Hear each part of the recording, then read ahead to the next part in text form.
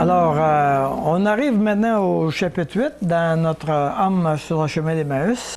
Évidemment, l'intention de ce cours-là, c'est d'essayer de comprendre la trame principale de la Bible.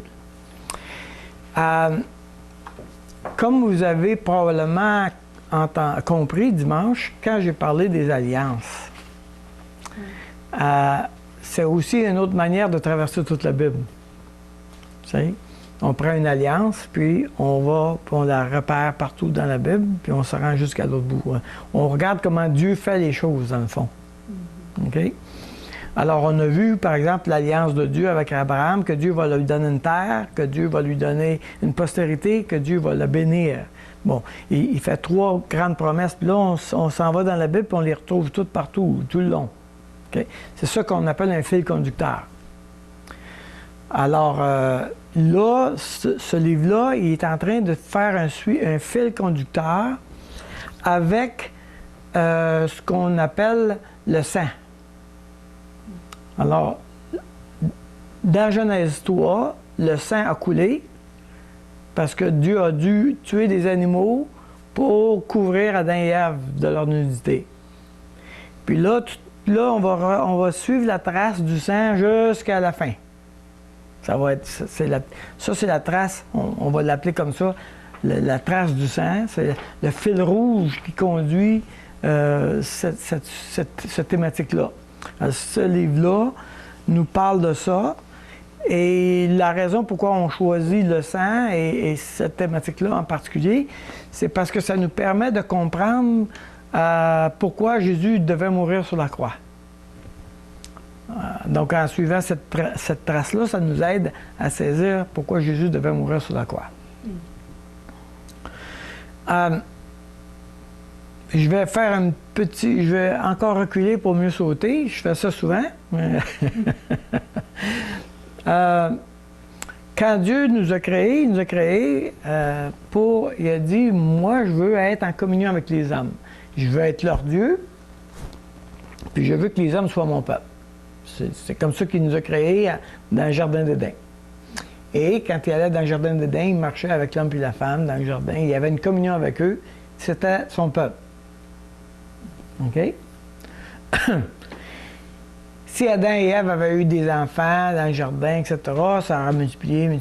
Puis à un moment donné, ça aurait été énorme. On aurait probablement construit une ville, tu sais. Mais toujours avec l'idée que tous ces hommes-là sont en train de dire c'est Dieu qui nous donne toutes ces choses-là, puis on le reconnaît comme celui qui est notre bienfaiteur, notre créateur, et on se soumet à lui parce qu'il sait comment on est et comment on fonctionne et comment on peut être heureux puis être bien dans la vie. Bon. Mais c'était évident que pour avoir une relation, il fallait absolument que Dieu donne la possibilité à l'homme de ne pas avoir de relation. Parce que si tu n'as pas le choix d'avoir une relation, c'est un robot. Mais j'ai pas de choix. Fait qu'il n'y a pas de plaisir pour Dieu d'être avec moi parce que je n'ai pas choisi. Il m'a fait de même. C'est bon. Alors, c'est pas le problème. Hein, mais si Dieu me donne la possibilité de choisir, puis que je lui dis, ben ça fait rien, moi j'aime ça, je veux rester avec toi, c'est bien différent. Maintenant. La relation, maintenant, est sur une base volontaire. Je ne suis pas là parce que je suis obligé, je suis là parce que je veux être là. OK? Donc, ce que Dieu dit, c'est moi, je vais avoir un peuple de gens qui veulent être là. Puis ceux qui ne veulent pas être là, ben ils peuvent s'en aller. Alors, c'est ça qui est arrivé. Et Adam et Ève ont dit, non, on va faire notre idée, on va faire notre choix, puis ils sont partis. Alors Dieu dit, ben tu ne vas pas rester avec moi, je vais vous chasser du jardin d'Éden parce que je ne vais pas rester avec moi, vous ne voulez pas être avec moi de toute façon. En cours de route, il y avait des gens qui, eux, par exemple, ils voulaient être avec Dieu. Alors Adam et Ève ont eu d'autres enfants. Il y a eu Abel, il y a eu Seth, il y a eu Caïn, puis il y a eu beaucoup d'autres enfants. Mais il y en avait parmi eux autres qui voulaient être avec Dieu. Donc, Dieu a dit, bon, OK, je vois qu'il y a des gens qui veulent être avec moi. Mais là, le problème, c'est qu'ils ont des tâches. Ils ont péché. Ils ne peuvent pas être avec moi, je suis saint, moi. Alors, je sais bien qu'ils veulent être avec moi, mais je ne peux pas les recevoir avec moi. Alors, ce que Dieu a dit, c'est bon, pour régler le problème, c'est que vous allez tuer un animal, il va payer pour vous. Parce que vous devriez mourir, parce que je suis un Dieu saint, alors il va payer pour vous. Alors, on a commencé à sacrifier des animaux. Abel a sacrifié un agneau, et puis Noé, quand il est sorti de l'arche, il a sacrifié, Abraham a sacrifié, etc. Bon, on s'est mis à sacrifier. OK. Maintenant, Dieu dit, OK, j'ai détruit finalement les hommes, ça s'est mis à aller mal, et puis tout ce qui restait de bien, c'était Noé. Alors, il y a eu un déluge. Après ça, on a repeuplé la terre. Puis encore là, ça s'est mis à aller mal. Il y a eu Babel. Et là, Dieu a dû poser un acte de jugement. Et de son acte de jugement, il a dispersé tout le monde avec d'autres langues. Et parmi tous ces hommes-là, il y avait quand même un homme qui aimait Dieu, Abraham. Alors Dieu a dit, OK, j'ai dit que je ne jugerai plus la terre, que je la ferai plus périr par le déluge, mais je vais me faire un peuple. Alors il a dit à Abraham, je vais faire un peuple avec toi, un grand peuple. Alors il a dit, on va faire une alliance entre toi et moi. Moi, je vais être ton Dieu, toi, tu vas faire partie de mon peuple, mais il faut que tu me choisisses. Et pour me choisir, il va falloir que tu obéisses à ce que je te dis. Mais si tu obéis, je vais te bénir. Si tu désobéis, bien, notre alliance ne fonctionnera plus. Donc, on a commencé à... On appelle ça l'ancienne alliance. C'est-à-dire une alliance où les deux parties doivent obéir et doivent remplir les clauses du contrat. Si un des deux parties manque, l'alliance termine.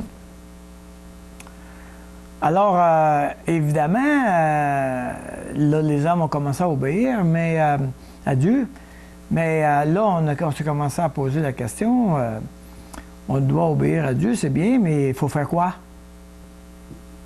C'est quoi qui est bien de faire?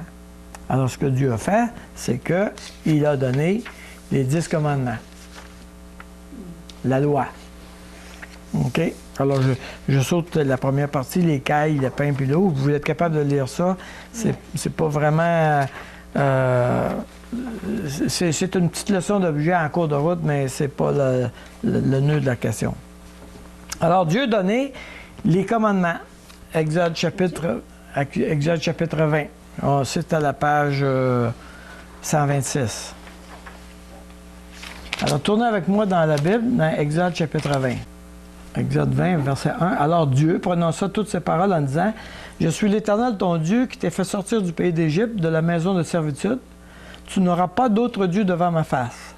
Tu ne te feras point d'image taillée, ni de représentation quelconque des choses qui sont en haut dans les cieux, qui sont en bas sur la terre et qui sont dans les eaux plus bas que la terre. Tu ne te prosterneras point devant elles et tu ne les serviras point, car moi, l'Éternel ton Dieu, je suis un Dieu jaloux qui punit l'iniquité des pères sur les enfants jusqu'à la 3e et à la 4e génération de ceux qui me haïssent, et qui fait miséricorde jusqu'à 1000 générations à ceux qui m'aiment et qui gardent mes commandements. Tu ne prendras point le nom de l'Éternel ton Dieu en vain, car l'Éternel ne laissera point impuni celui qui prendra son nom en vain. Souviens-toi du jour du repos pour le sanctifier. Tu travailleras 6 jours et tu feras tout ton ouvrage, mais le 7e jour est le jour du repos de l'Éternel ton Dieu. Tu ne feras aucun ouvrage, ni toi, ni ton fils, ni ta fille, ni ton serviteur, ni ta servante, ni ton bétail, ni l'étranger qui est dans tes portes. Car en 6 jours, l'Éternel a fait les cieux et la terre et la mer et tout ce qui est contenu, et il s'est reposé le 7e jour. C'est pourquoi l'Éternel a béni le jour du repos et l'a sanctifié. Honore ton père et ta mère, afin que tes jours se prolongent dans le pays que l'Éternel ton Dieu te donne. Tu ne tueras point. Tu ne commettras point d'adultère. Tu ne déroberas point. Tu ne porteras point de faux témoignages contre ton prochain. Tu ne convoiteras point la maison de ton prochain. Tu ne convoiteras point la femme de ton prochain, ni son serviteur, ni sa servante, ni son bœuf, ni son âne, ni aucune chose qui appartienne à ton prochain. Donc, on a ici les 10 commandements. L'intention d'écrire ces commandements-là, c'est de faire un portrait à quoi ça ressemble quelqu'un qui obéit à Dieu. À quoi ça ressemble quelqu'un qui est saint. Si quelqu'un suit les 10 commandements, c'est ça que ça ressemble. Et Dieu dit, vous allez obéir à ces commandements-là, et si vous obéissez à ces commandements-là, je vais vous bénir. Ça fait partie du contrat. Je vais vous bénir.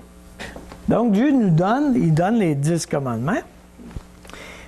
Mais le but de donner les 10 commandements, c'est pour m'aider, moi, comme être humain, à savoir où est-ce que je manque, où est-ce que je suis correct, où est-ce que je ne suis pas correct.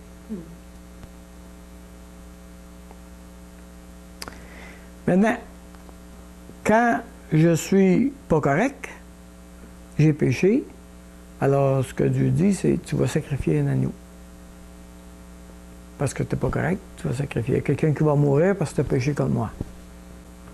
On va voir que dans la Bible, l'intention de Dieu avec les commandements n'était pas pour nous sauver. Tournez avec moi dans Galates. L'Épître aux Galates. Et au chapitre 3 et au verset 24. 3, 24. Ainsi, la loi, ou les 10 commandements, a été donnée, a été comme un précepteur pour nous conduire à Christ, afin que nous soyons justifiés par la foi. Alors, dans certaines versions, c'est pédagogue. Hein? Si vous avez pédagogue, bon, OK. Alors, c'est quoi un pédagogue? C'est quoi un précepteur? Dans le temps de l'Épître aux Galates, il y a presque toute la population était esclave. Il y avait juste quelques personnes qui n'étaient pas esclaves. Autrement dit, on était esclave d'un maître. Et ces esclaves-là venaient de ce que, par exemple, l'Empire romain avait conquis des peuples, puis on avait pris ces gens-là, puis on les avait rendus esclaves. Mais ces peuples-là, ils étaient quelquefois très éduqués. Hein? Donc, tu avais des esclaves professeurs, tu avais des esclaves médecins, tu avais des esclaves avocats, comme ça. Bon, ils travaillaient pour le maître. Un des esclaves servait à emmener les enfants de la maison à l'école. Alors, l'esclave prenait les enfants puis s'assurait qu'ils se rendent jusqu'à l'école en sécurité. Mais le but était de les emmener à l'école. Alors, ça dit, la loi, ça a été comme un esclave pour nous conduire à Christ. Autrement dit, la loi servait comme un esclave à nous emmener à la bonne place. Jésus-Christ. Comme l'esclave devait amener quelqu'un à l'école, là, la loi, ça servait à nous amener à Christ. Autrement dit, l'intention de Dieu avec la loi n'était pas de nous donner le salut. L'intention de Dieu avec la loi n'était pas de nous donner le ciel. Par exemple, si je me présente à Dieu et puis que je dis que Dieu me demande pourquoi je devrais te laisser entrer dans mon ciel, je n'aurais pas pu dire « Ben Dieu, j'ai presque suivi toute ta loi. » Là, il aurait dit « Combien de lois? » Ben, pas mal toutes, là. J'ai pas été adultère, j'ai pas volé, pas mal toute la loi. OK. Est-ce que c'est toute la loi? Non, non, pas toute la loi, mais beaucoup, là. Alors Dieu dit, ben, ceux qui rentrent dans mon ciel, c'est ceux qui ont suivi toute la loi. Alors si tu n'as pas suivi toute la loi, je m'excuse, mais je ne peux pas te prendre avec moi. Donc, si je me présente au ciel, puis que je lui dis, hey, Dieu, je ne suis pas si pire que ça, j'en ai fait 9 sur 10. Alors Dieu va me répondre, Jacques chapitre 2. Tournez avec moi dans Jacques chapitre 2. Car quiconque observe toute la loi, mais pêche contre un seul commandement, devient coupable de tous. Alors, même si je me présente à Dieu en disant, Dieu, j'en ai fait 9 sur 10, pas pire quand même. Dieu dit, si tu en as manqué dans un, t'es fait, t'es coupable. T'es coupable, ta robe, ton âme est tachée. Je ne peux pas te recevoir, ton âme est tachée. Et même si je disais à Dieu, ben laisse-moi encore 6 mois, là, puis je vais travailler fort avec tes commandements, ben mettons que tu réussirais à suivre les 10 commandements pour les 6 prochains mois, tu as toujours un problème. La tâche d'avant les 6 mois est là encore. Tu ne peux pas enlever cette tâche-là, elle est encore là. Autrement dit, une dans Évangélisation explosive, on dit, pour parler des péchés, on dit, peut-être vous connaissez cette expression-là, vous autres, les jeunes n'y la connaissent pas, mais on disait, un saint pêche 7 fois par jour. Avez-vous déjà entendu cette expression-là? Non. Alors, ça doit être plutôt régional, cette expression-là. On disait, un saint, dans l'Église catholique, hein, une personne parfaite, elle pêche 7 fois par jour. Pourquoi? Parce que c'est pas toujours de ce qu'elle fait, mais qu'est-ce qu'elle aurait dû faire? T'sais, on peut pécher par omission, comme on peut pécher par action, par commission. Donc, il y a des choses qu'on aurait dû faire, il y a des choses qu'on aurait dû dire, il y a des choses qu'on aurait dû penser, il y a des choses qu'on n'aurait pas dû penser. OK? Il y a beaucoup de choses. Alors, même la personne très préoccupée à obéir à Dieu va pécher 7 fois par jour. Bon, mettons que c'est vraiment un super saint. Mettons que tu pêches 3 fois par jour. Puis on fait des chiffrons. 3 fois par jour, 365 jours, 1000 péchés. Là, on a encore arrondi. 1000 péchés par année, 50 ans, 50 000 péchés. Ça en a fait des tâches, ça. Ça en fait des tâches, ça.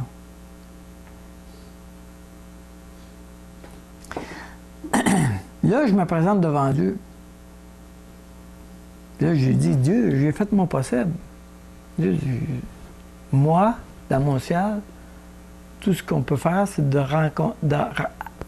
d'accepter des cœurs purs. Je suis un Dieu saint. Je ne peux pas accepter un cœur taché.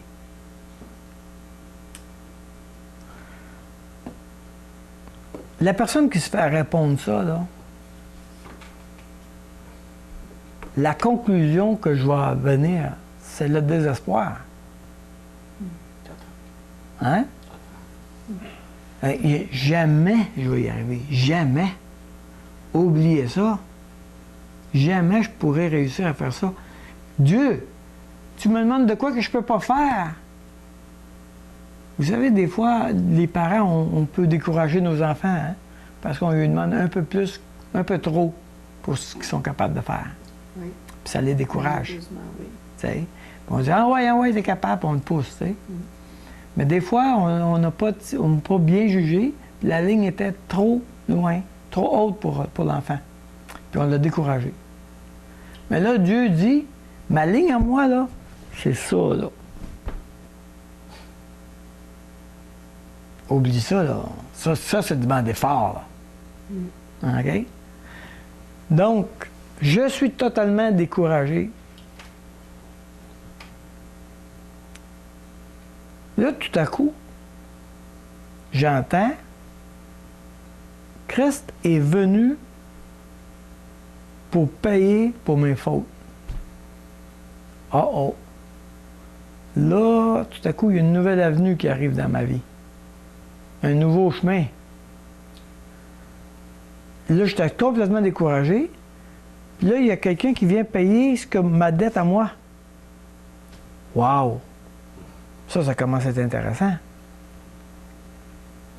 Alors, quand on dit dans Galates, chapitre 3, la loi a été comme un esclave pour nous conduire à Christ, la loi elle a travaillé tellement fort à me décourager, OK, qu'il ne restait pas d'autre option que Jésus-Christ.